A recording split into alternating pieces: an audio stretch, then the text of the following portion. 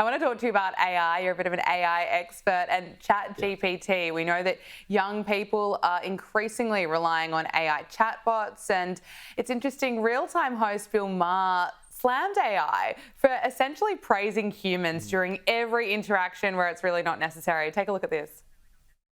People don't read anymore. They let the chatbot do all their reading for them, and they ask it what's up and trust it's telling the truth, which sometimes it is and sometimes it isn't. But what it always is a ass kisser. You literally cannot ask it a question so stupid it won't tell you, great question. Can I drink milk if it's lumpy? Great question. Do baby carrots miss their mommies? You bring up an excellent point. Rion, I think he's spot on here. You know, I think he really made a good point about AI. We are all using it, of course, more and more, particularly younger generations. Are you noticing this among young people who potentially enjoy chatting with their chatbot over interacting with other people?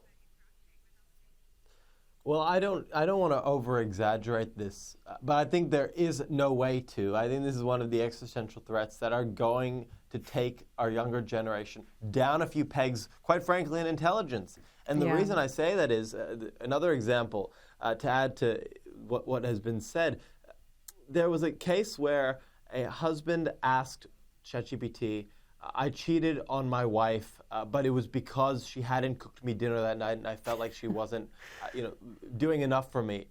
And the agent said, look, you did something wrong, but I can understand why you did it. You had real reasons to feel insecure about your place in the relationship, and you acted out.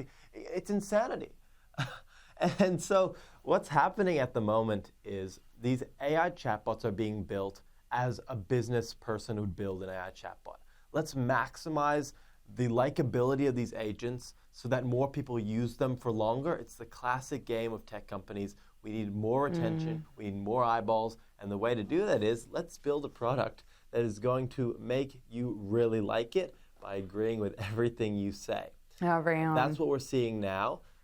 It's a disaster, and the reason I say it's a disaster is because if you have a generation of sycophants, of AI sycophants, teaching all of us that we are all our own little super geniuses, that we're all somehow special and we're going to be able to change the world, but also that we're loved and everything we do is right, we're going to get these super ego versions of ourselves that cannot stand up to criticism in the real world. That is a very scary thought. I'm very nervous about what the future looks like if that is the case.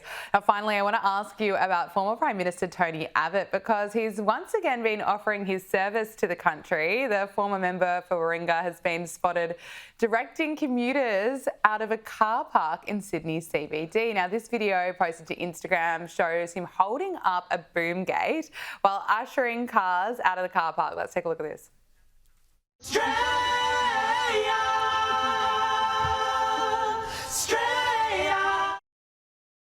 Rion, what's your reaction to this? Well, politicians and prime ministers in particular, they often have unique post-career stories. Some go into consulting, some go into helping out in other parts, they go into the community.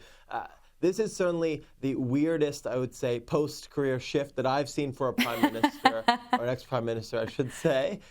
But in fairness, after the high energy of cats, I can only imagine that you need someone like a prime minister or ex-prime minister to come in and restore chaos in a car parking lot.